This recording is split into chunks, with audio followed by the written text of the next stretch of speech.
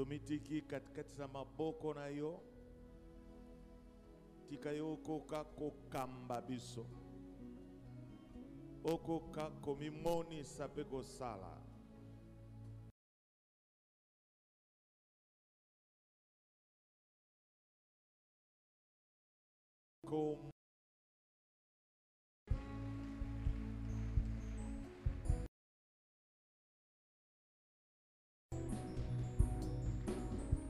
Amen.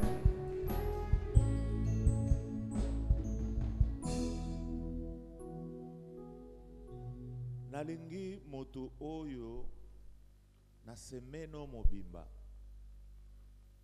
aye na culte ka lelo dimanche atika la hotelema ba msusu ofa.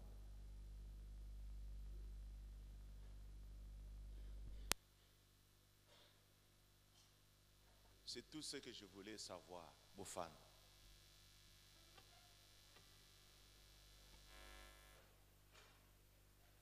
Omoni soki na lobi bongo, soki na tuni bino motuna bongo, elingi koloba nini, na lingi na tala nano persévérance ya koyoka liloba na Nzambe.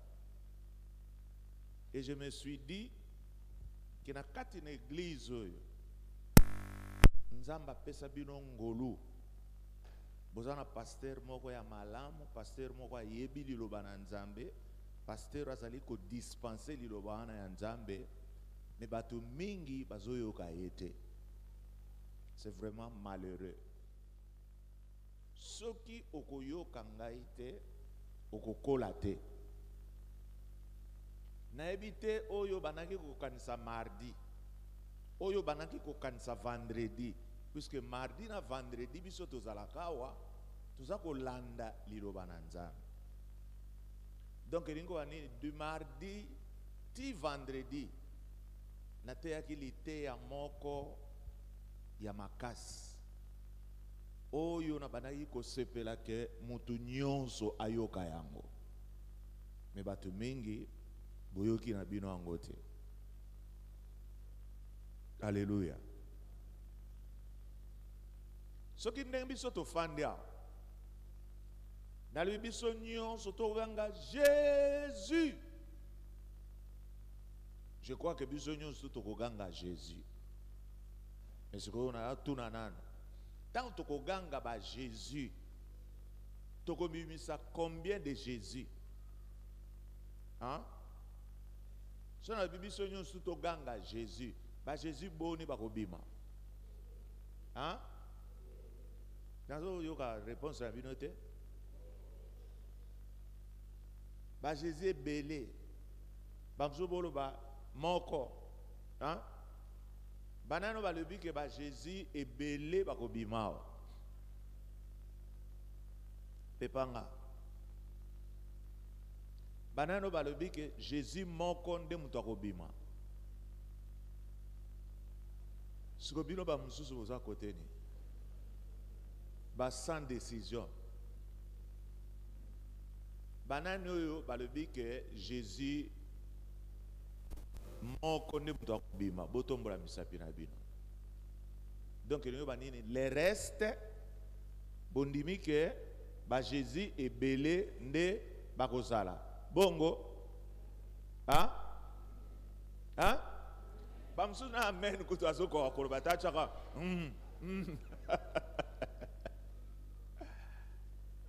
C'est une question cruciale. Oyo soki tokolobela ngo penza na mangomba te. Batumi bo comprendre makambo esala makana mikolo ya lelo na kati na l'église te. Thème nanga ezali: qui est Jésus pour toi? Yesu aza nani?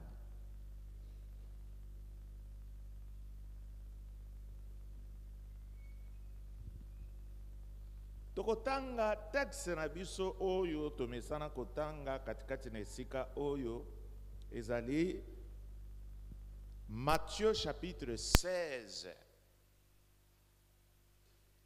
Tokotanga bongo banana verset 13 ti na verset 19. Biblia nange lobi bona tangela bino lokwa bana mike po lite ya moko makase zalia. Jésus étant arrivé dans le territoire de Césarée de Philippe, demanda à ses disciples,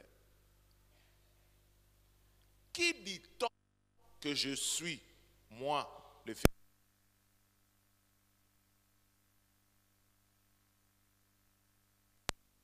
Les uns disent que tu es Jean-Baptiste, les autres Élie, les autres Jérémie ou l'un des prophètes.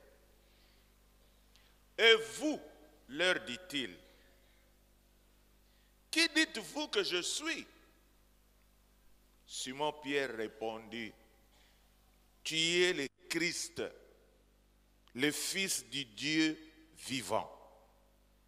Jésus reprenant la parole et lui dit, tu es heureux, Simon, fils de Jonas, car ce ne sont pas la chair et le sang qui t'ont révélé cela, mais c'est mon Père qui est dans les cieux. Et moi je te dis que tu es Pierre, et que sur cette pierre, je bâtirai mon église. Et les portes du séjour de mort ne prévaudront point contre elle. Je te donnerai les clés du royaume des cieux. Ce que tu lieras sur la terre sera lié dans les cieux. Et ce que tu délieras sur la terre sera délié dans les cieux. Parole de Dieu. Tomoni qui a presque 2000 ans, Yesu atuni baye kolina ye deux questions. Question à liboso atuni bango.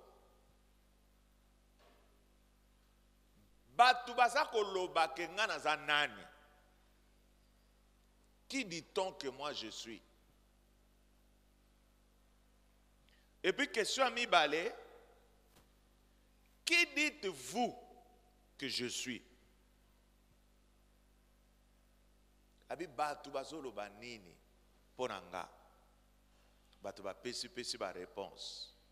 Simanango. Bongo bino ngana zanani. Donc il dit banini. Na deuxième question, mutu akokaki kopesa réponse te. Nzambe nde na révélation oyo apesi Simon Pierre. Nde sikaskoyo Simon Pierre alobi, tu es le Fils du Dieu. Alléluia.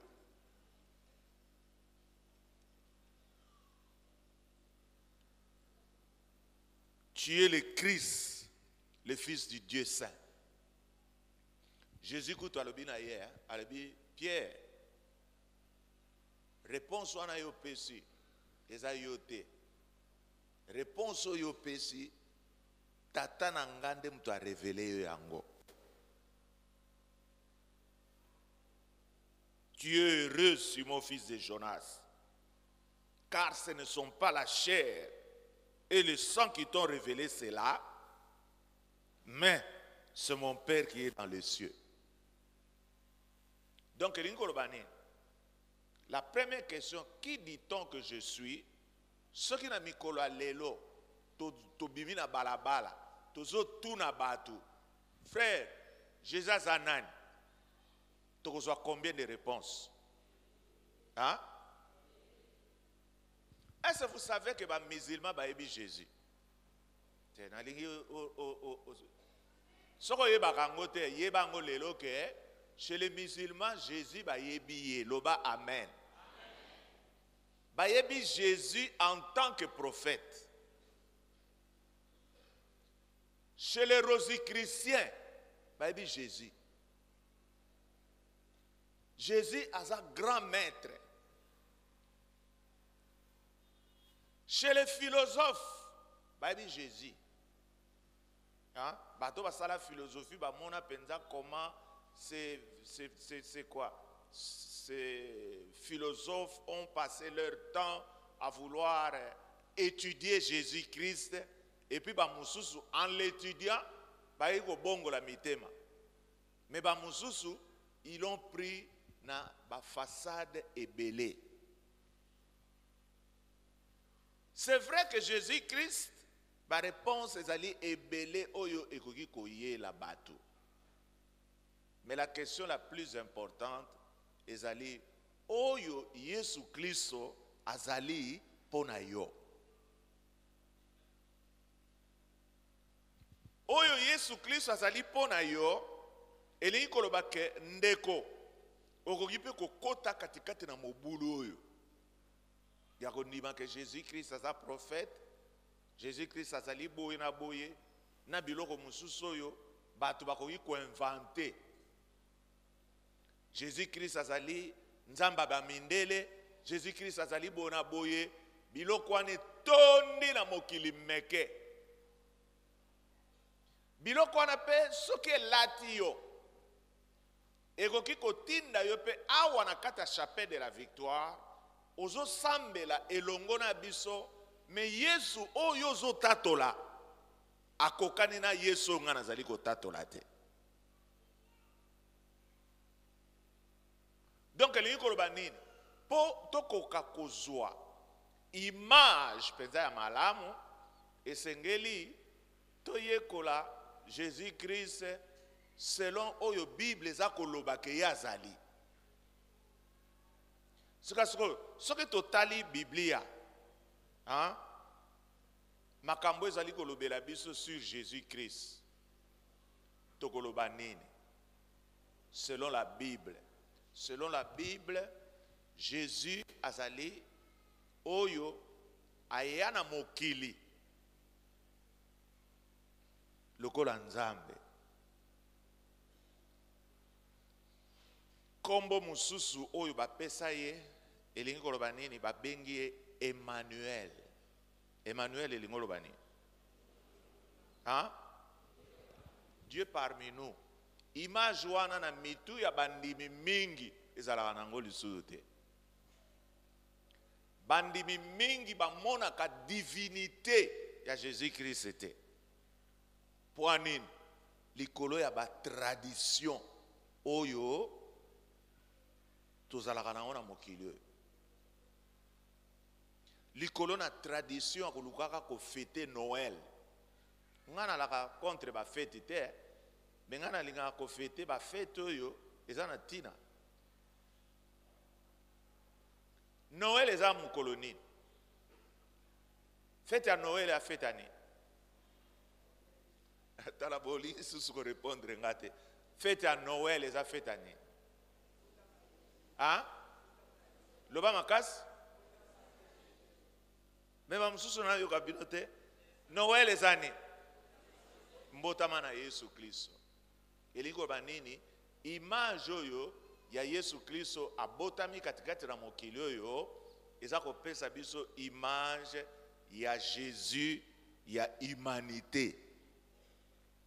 Jésus ya bomoto. Tozomona mwa bébé moko na kati ya crèche akoli tukango bébé wana sali nini tango akokisi 33 ans abandi koteya simanango babomiye simanango asekwi akena likolo biloko wana ekreya makambo ebele katikati na mito ya bato. Et je crois que vous comprenez pourquoi ngai na pesaka Noël na pesaka ngo nini valeur penzate. Puisque bato mususu posaka ba question, ba mususu botongaka tongaka nga. Puisque ba mususu vous n'avez pas le courage de venir me demander moi-même. So bo fando ana lo bakaka mais tu comprendre apôtre te. Ba fête minene lokwa ba Noël. Mais na chapelle ba sala ke loko moko te. Ndeko na nganga na koyebisa yo ke Noël ponanga ezali mukolo lokola mikolo kende na poto omona ndenge bakanga makanisa bato na Noël. Donc elingi koloba nini mois ya novembre soko bandi déjà babalabala babandi kotia minda bongo le 25 hein tala ndenge ville mobimba eza kopela minda. Christmas surtout kuna na États-Unis donc koloba kutu te Christmas ezalaka penza mukolo oyo ya kosakana te. Alors les gens oublient que ba penser wana bazali kotia na kati na mitu wana eza pe ko créer un Jésus na kati ya mitema ya bato. Amen. Un Jésus oyo to fetaka anniversaire na ye. Donc balingami ko étudier Jésus-Christ, c'est la chose la plus importante. Batu mingi bazui tan wana te. Nde ya mwana ba Jésus baza ebele. Ba Jésus ya batu pe bazali. Na tuna bino nano, est-ce que na mokilo eza na batu mususu ba komona bango eza Jésus? Donc elingi koloba nini? Tangu yo oza koloba au nom de Jésus. Donc elingi koloba nini? Il faut mutu na yo eyeba Jésus nini yango oyo zoloba. Ekozala au nom de Jésus. Jésus ya frère na yo moko bapesa kombo Yesu. To Jésus nini?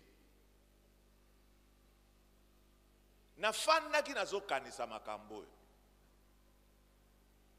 Alors j'ai compris à partir d'expérience obiso tozalaka nango na ba délivrance. Tozomona que on dirait batu mingi ba délivrance na bango esilaka te. Soki ba bondeli pona e vendredi, le to koma semaine okuna samedi, bo bondeli lisusu pona muto ango, bozomona ba makambo ango on dirait zali ko se respecter. Nous avons compris que esengeli to cha base katikati na mitema na batu, ba pesa batu, ba kwa koyeba Jésus oyo Biblia ezali ko senga biso to ko koyeba. Sinon ekozala mobulu. Soko ke pa bandeko na biso ba katolike mingi basambela andeni. Azana na mwa place na ye moko na kati ya ndako na ye. Place ango ezana nini? Croix. Donc elingi koloba nini? Mutu wana sikasiko yifwa fukama. Biso na ye atali nini?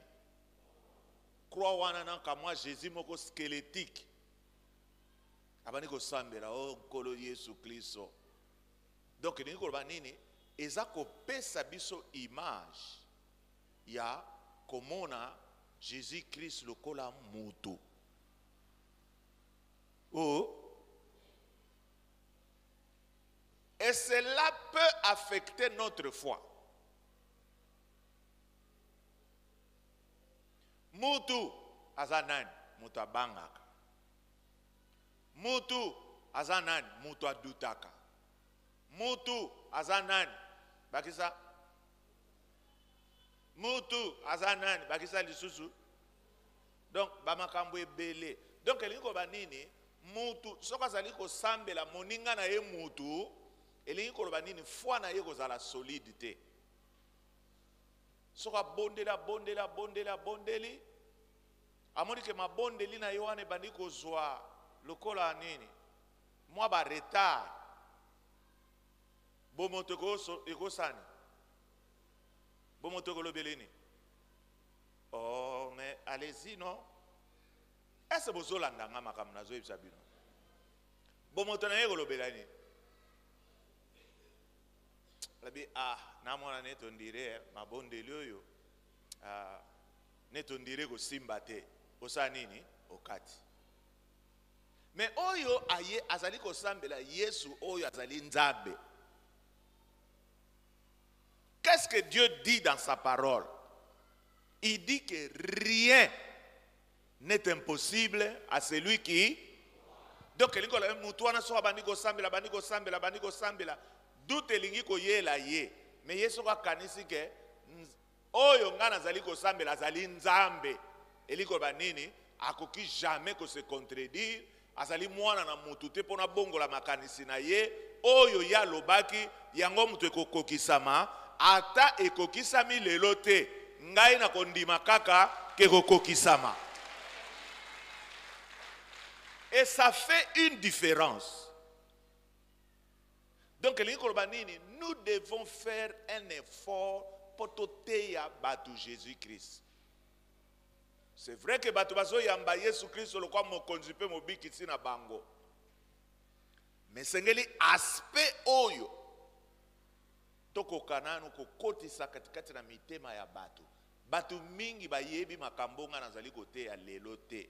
Ba mususu boyokeli yango kaka lelo. Mais j'aimerais vous rassurer que ceux qui ont comprendre makambo ya Yesu Kristo nenga na likote ya yawa ndeko nanga obana kochela babeli maboko pe babeli wana bakobika.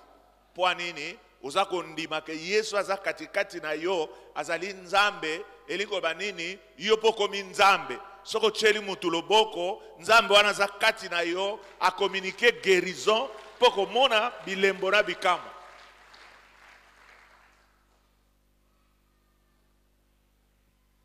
Batu bakomi ko utiliser kombo na Yesu Kristo na soloka bazali. Ndeko nanga kosambela teka pour landi mutu wana zolo bakombo na Yesu Kristo. Non. Ba Jésus baza ebele. Ba Jésus occulte bazali. Mais biso tolingi to sambela Yesu oyo Biblia mukanda na nzambe ezali kolakisa biso tokwa kosambe. Po nini esengeli toyeba doctrine ya Jésus-Christ? C'est puisque Yesu Kristo nzambe na biso wana soki azwaki forme ya moto ezali po a expliquer na batu oyo nzambe azali na lolenge nini oyo azali. Soki tukotanga na mukanda na Philippiens chapitre 2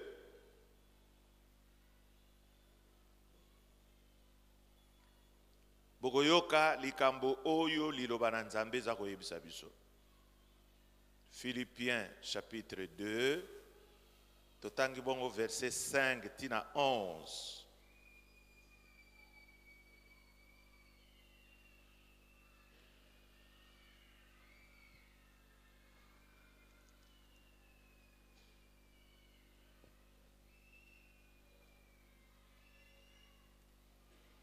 Biblia nangelo biboy. Ayez en vous le sentiment qui était en Jésus-Christ, lequel, existant en forme de Dieu, n'a point regardé comme une proie à arracher d'être égal à Dieu, mais s'est dépouillé lui-même en prenant une forme de serviteur et devenant semblable aux hommes, et ayant paru comme un simple homme, il s'est humilié lui-même, se rendant obéissant jusqu'à la mort, même jusqu'à la mort de la croix. C'est pourquoi aussi Dieu l'a souverainement élevé et lui a donné le nom qui est au-dessus de tout nom, afin qu'au nom de Jésus, tout genou fléchisse dans le ciel, sur la terre et sous la terre, et que toute langue confesse que Jésus-Christ est Seigneur, à la gloire de Dieu le Père.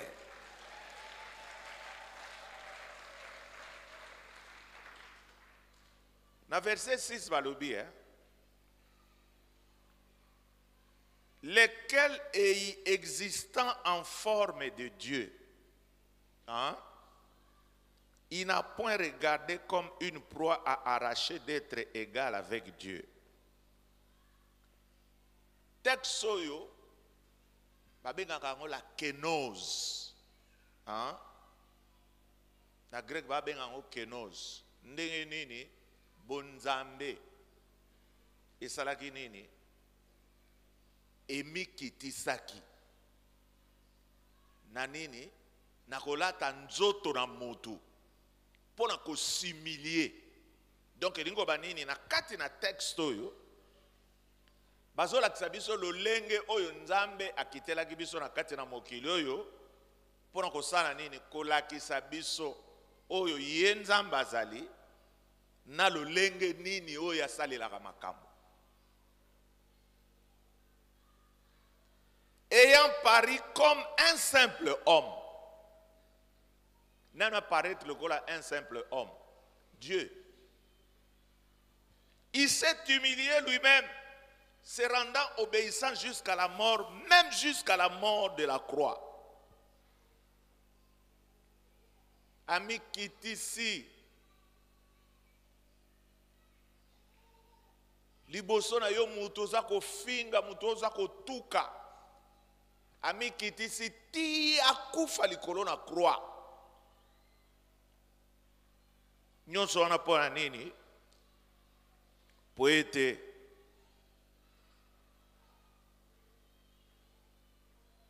mabolongo nyonso egumbamela Yesu Kristo pe munoko nyonso na mokili oyo etatola pe esosola que Jésus-Christ azali nani, il est Seigneur.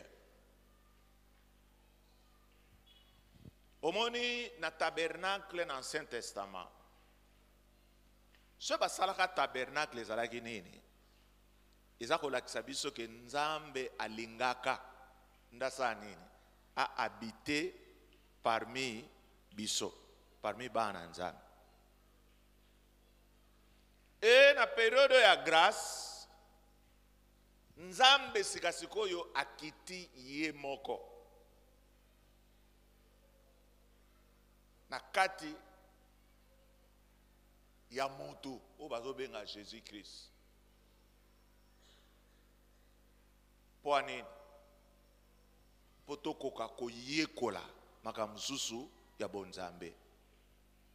Bien que bayekoli na ye ba comprenaka ngo penza bien te, mais biso ba oyo tozali kotanga Biblia, tozali kotanga ba histoire wana nyonso, tobandi ko sosola que vraiment Nzamba zana bolingo makasi.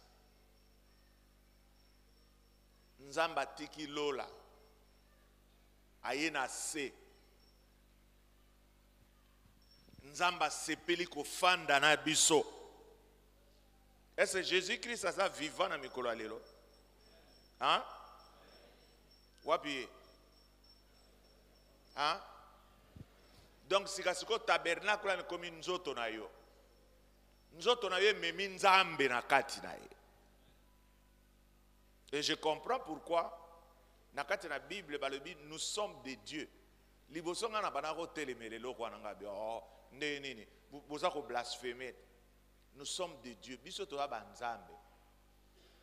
Soki toko tambola na lolenge oyo Nzambe atindi biso to tambola. Misala ya bonzambe ekosala makatikati na biso.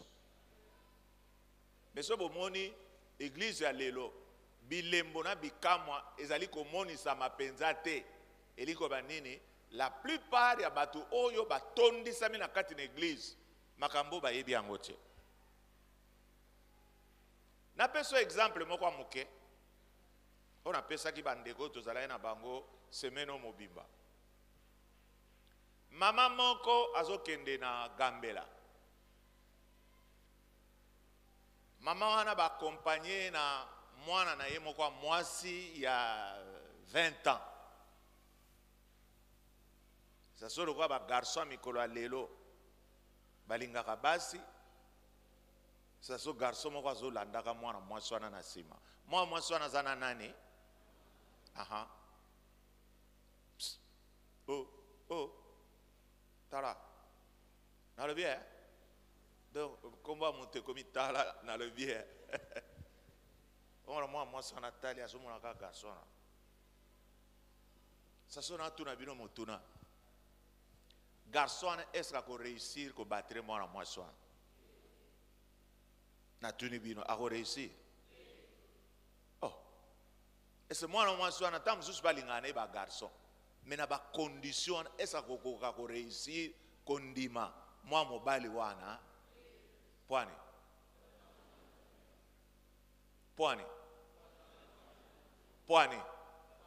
na poser question na combien de fois sikasiko soko zo mona na mikolo lelo bato bazo banga na bango masumu te elingi koloba nini ils ne réalisent pas ce qu'ils sont to makambo tozo yebisa bango bazo ndima na bango ango te bango bazo ndima te ke molimo mosantu wana fandi kati na ngaza nzambe bandimi na bango te. Alors soki yo ndima kango te ndeko na nga tokoki kobanda koloba na yo ndeko kende koteya ndeko memela biso ba amawa okokende na yo te puisque tu ne te connais pas. Mengai mutu oyo na yamba Yesu Kristo lokwa mokonzi pe mobikisi na nga nandimi peke Yesu Kristo wana zali nzambe elingi koloba nini Yesu wana ayende ko defa nzoto na ngai pona kosala nini misala na ye oyo ye asilisaki te. C'est pourquoi il est venu na forma molimo mosantu koya kohabite kati na ngai. Ese boso ndima te ke Jésus Christ azali nzambe bondimi yango to bondimi yango te. Melingi koloba mutu oyo Yesu Kristo aza kati na ye elingi koloba nini mutu wana ifwa ndima ke alati nani nzambe mobimba. Mais yo ti lelo lokolo kotaka no na botel c'est plus makambo yo yebi yango te. Vous imaginez ka mwana mwasi wana mwa mobali wana azokoka ko battre po aza conscient que présence moko eza pembeni wana oyo alingi ko décevoir te. Mais ça so yo tala makambo yo salaka. Est-ce que tu réalises vraiment ce que tu es?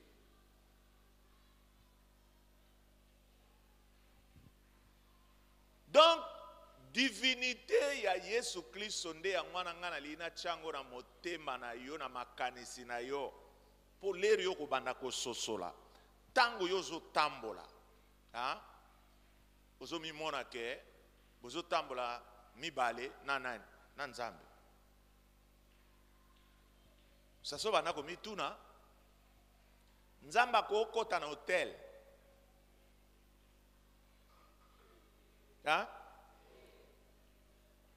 nzamba ko yiko escroquer mutu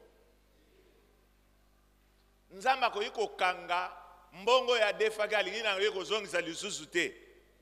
Mais soko mona biloko ande wana zo salama avec trop de légèreté dans l'église et les gens ne réalisent pas ça. Mukolo yo ko réaliser yango. Et comme na pembe na yo ndeko moko a bosana ki iPhone na pembe na yo, la première des choses au sani no kamate iPhone wana che na kati na poche na yo wabeke ba mususu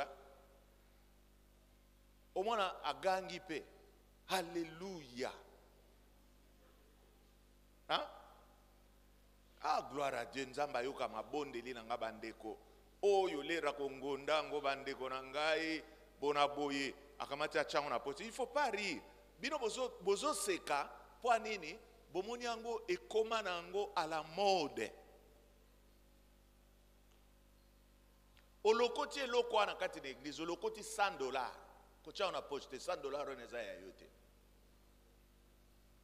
koma nano epa nango lobi papa place wana na fandaki na lokotaki $100 passer otuna yo ofandaki place ni olakisi babombi bapesi communiquer ese zana ndeko moko abungisaki $100 babo mutu moko atali na bapoche papa ezali ngai ofandaki wapi soki mutu wana a indiqué environnement wana elingo bani $100 wana eza ya nani bokamati $100 wana bopesi ye tango ya koloba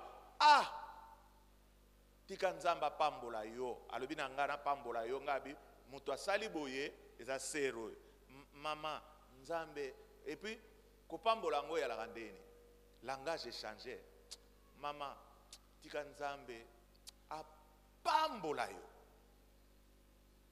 le même mot hein, mais va prononcer d'une manière différente.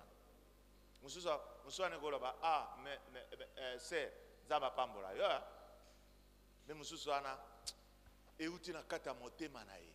S'il fait ça, tu es béni. Nzambe akoki kopesa yo plus de ça na ba circonstance mususu.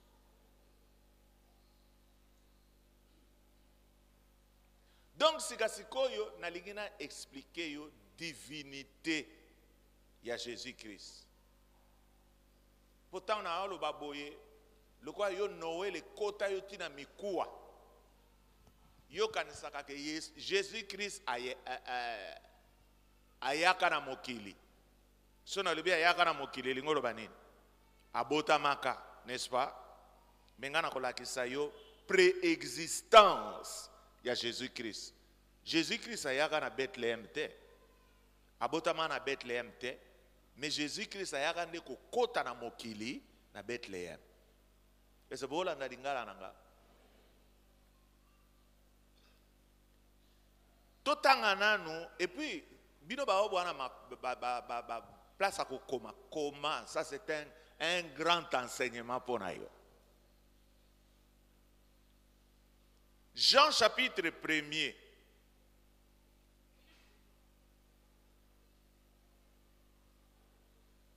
Totangi bongo, verset 1 à 2.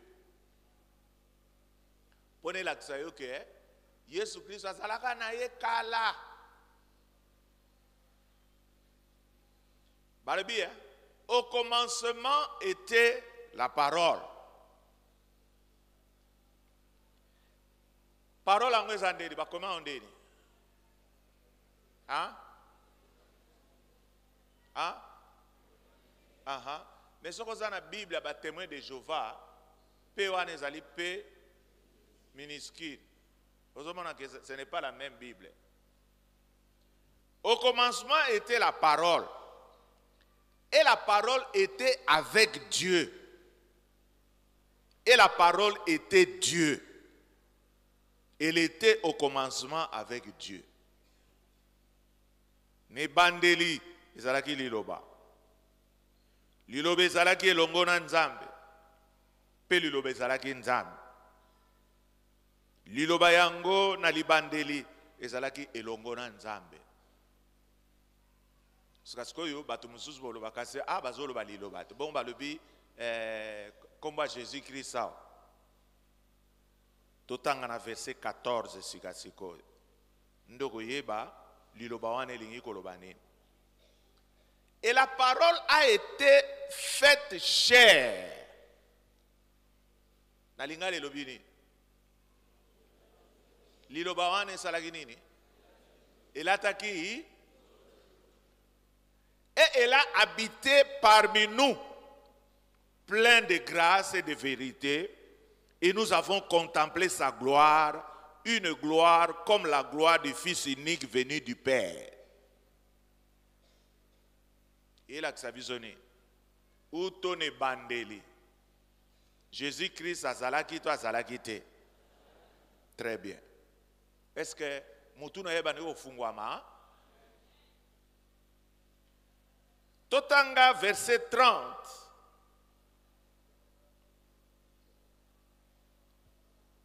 C'est celui dont j'ai dit, après moi vient un homme qui m'a précédé, car il était avant moi. Entre Jean-Baptiste na Yesu na nazamukolo. Hein?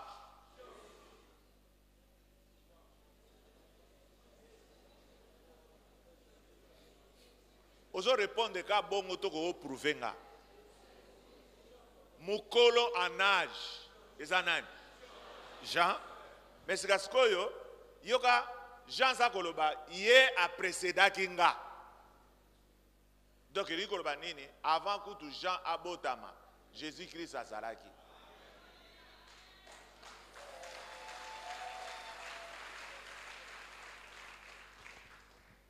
Jean 6, 38.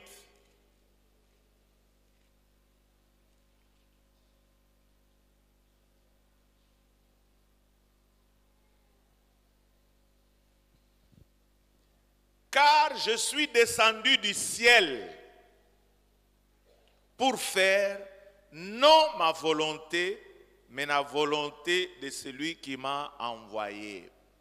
Ndeko nangana lina tuna yonano. Lakisanga biloko nini yango ezala kuna na lola na moment oyo. Est-ce que mutu moko aza déjà na lola? Hein? Il y a un homme au ciel? Hein? Oh. Amen nango bozo bibisaka ngoka. Et comment le quoi slogan moko baso batuni olobika amen to mutu na yezo kanisa.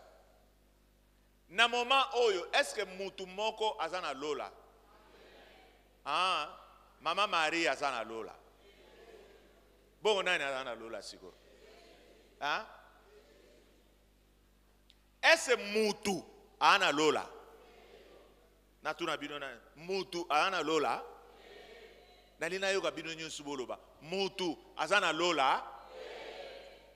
Donc lingo na soko bomoni loko mutu azana lola te.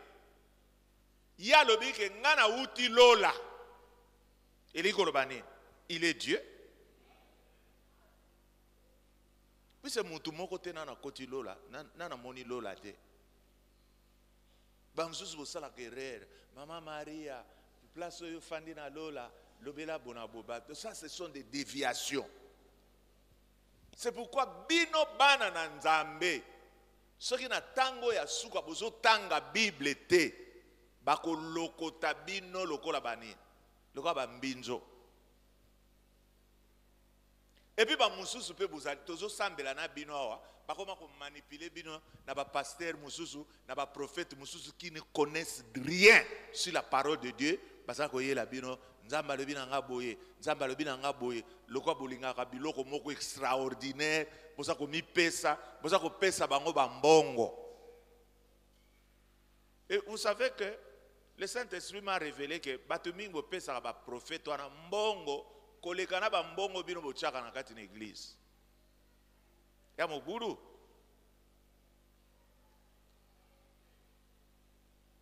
Jean 17 verset 5.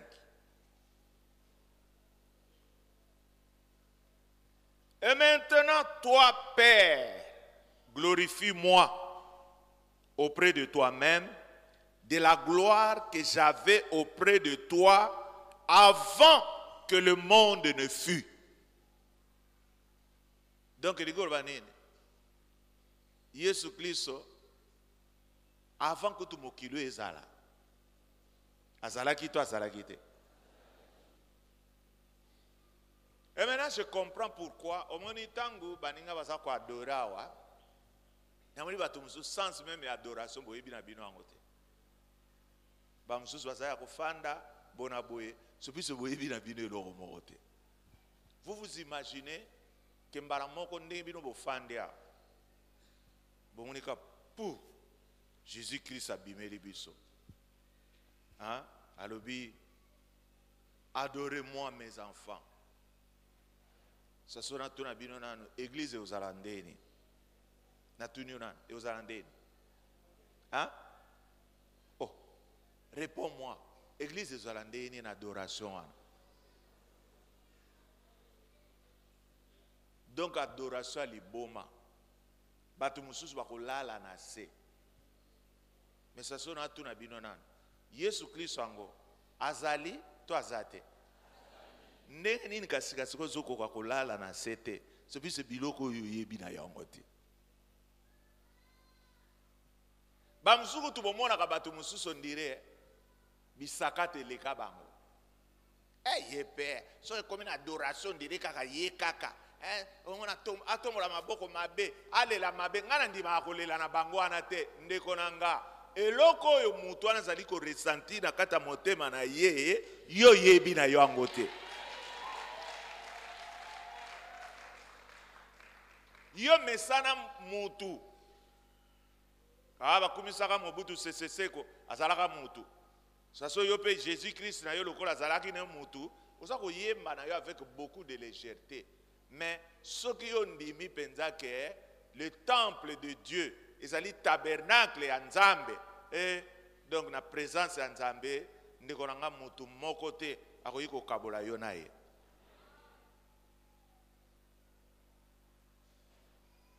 Ba verset ezolakisa biso ke Jésus-Christ a préexisté.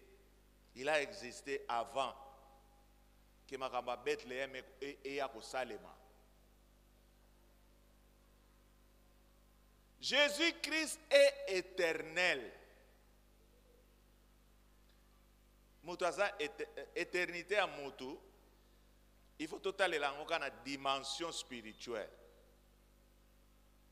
Mais aza éternel, aza na libandélité, aza na soukate.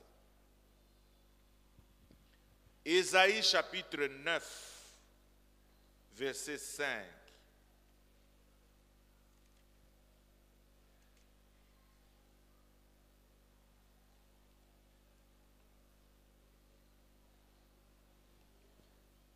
Car un enfant nous est né. Il nous est né où? Où? Il nous est né dans quelle ville? À Bethléem. Un fils nous est donné et la domination reposera sur son épaule. On l'appellera admirable, conseiller, Dieu puissant, Père éternel, Prince de la paix. Mwana wana abotami. Babenga ye nani? Père éternel. Elingo banini mais mwana wana zanzambe. Mwana wana kombo ni nani? Jésus. Hein? S'il est le Père éternel, il est Dieu. Amen. Hein? Jean chapitre 8, verset 58.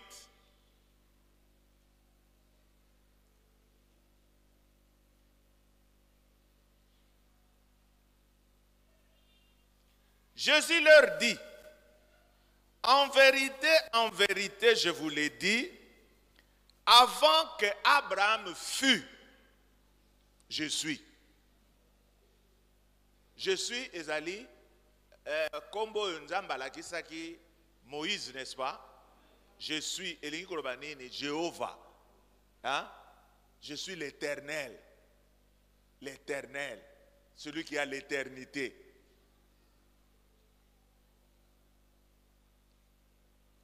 Hébreux 13, 8.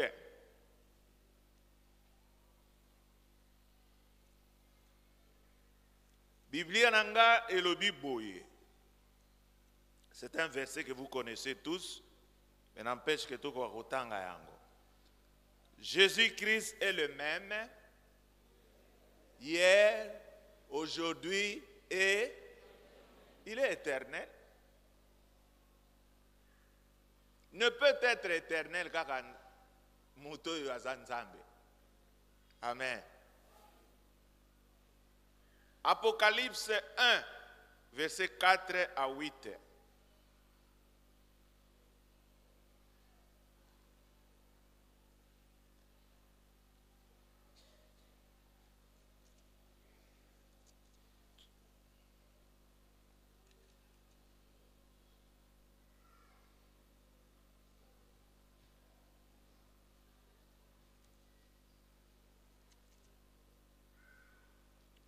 Jean aux 7 églises qui sont en Asie.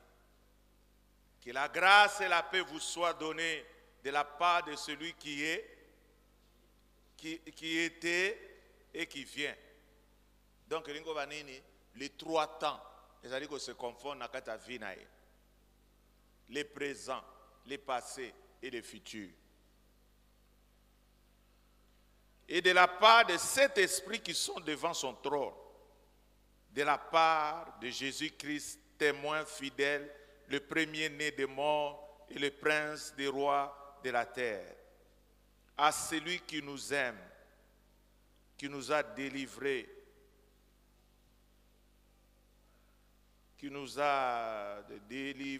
de nos péchés par son sang, et qui a fait de nous un royaume de sacrificateurs pour son Dieu, pour Dieu son Père. À lui soit la gloire, la puissance au siècle des siècles. Amen. Dans verset 8, je suis l'alpha et l'oméga, dit le Seigneur Dieu. Celui qui est, qui était et qui vient, le Tout-Puissant. Jésus-Christ est le Tout-Puissant. Et nous avons dit que ceux qui ont condamné Jésus-Christ ou azali Tout-Puissant, et nous avons dit que rien ne lui est impossible. Parce que toute la nature de Jésus-Christ et la divinité. Jean chapitre 10, verset 30. Jean 10, 30. Bible Robi. Moi et le Père. Moi et le Père, nous sommes un. Et Jésus est qui? Il est le Père. Le Père est qui? Il est Jésus. Donc, est-ce que vous comprenez Makamnazolo Belayo? Makambo Nazolo Belayo n'a pas inventé un goto yomoko zotanga ngona kati na Bible. Philippiens 2, verset 6. Toyoka makambo oyo ezali kolobela biso.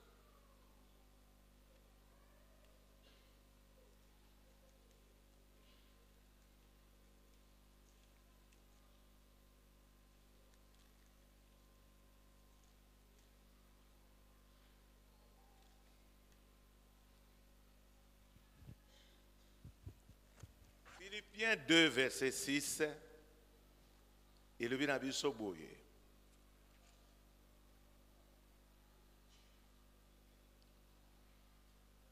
Lesquels existant en forme de Dieu n'a point regardé comme étant une proie arrachée d'être égal à Dieu. Existant en forme en Nzambe. Azali Nzambe.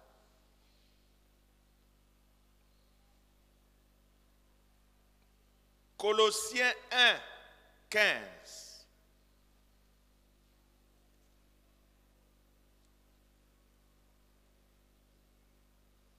Nalingi bandeko oyo bozo pesaka affermissement. Nakobakisela bino enseignement oyo nakata ba affermissement ngana lingana sala sikasikoyo po bo affermir batu ba comprendre makambo. Il est l'image du Dieu invisible, le premier-né de toute la création. Il est l'image. Image ezali représentation à moto. Oyebi ke nakoza la présenter ne boko landa matea nanga. Bosali na bino culte, bosali culte ndenge sengeli, boyembi, sikasko modérateur alobi bon sikasko tolini toyoka liloba na Nzambe. Mbalamo babomi minda projecteur ebimisi ngai wana en direct de Paris. Nazote abino. Sikasko yo mutu oyo abimi na écran wana eza nani? Hein? Eza nani? Image nanga o. Donc ringo bani image nanga ezali nani? Ezanga. Dieu mutu moko te akoki komona ye. Donc ringo bani ni soki batu babana ye komona Nzambe, elingo bani Nzambe wana ayaki kolata forme moko ekoki komisa ye akoma visible na miso ya bato. Et dans cette forme là ne bazobenga ye Jésus. Vous m'entendez?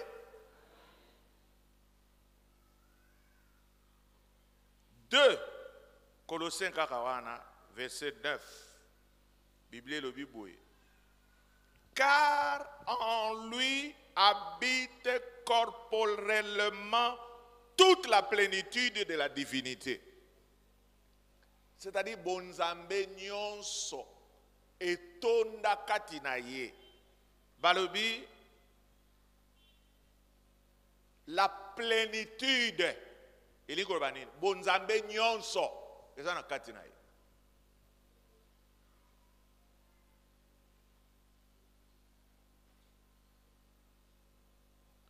Hébreux 1,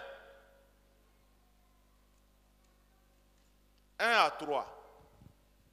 Après avoir autrefois à plusieurs reprises et de plusieurs manières parlé à nos pères par les prophètes, Dieu, dans ces derniers temps, nous a parlé par le Fils, qu'il a établi héritier de toutes choses, par lesquelles il a aussi créé le monde, et qui, étant le reflet de sa gloire, l'empreinte de sa personne, et soutenant toutes choses par sa parole puissante, a fait la purification des péchés et s'est assis à la droite de la majesté divine dans les lieux très hauts.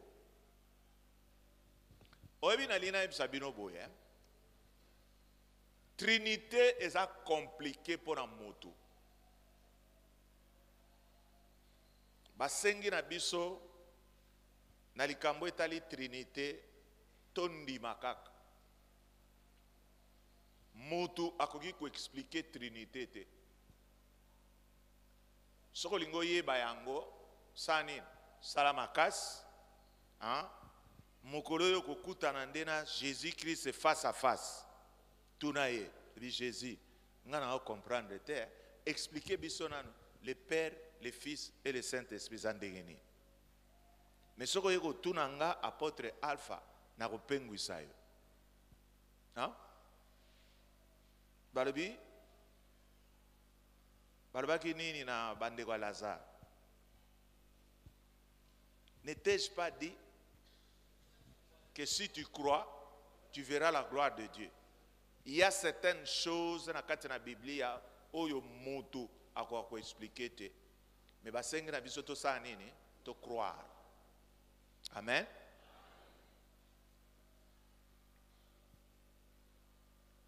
Matthieu 28 verset 19.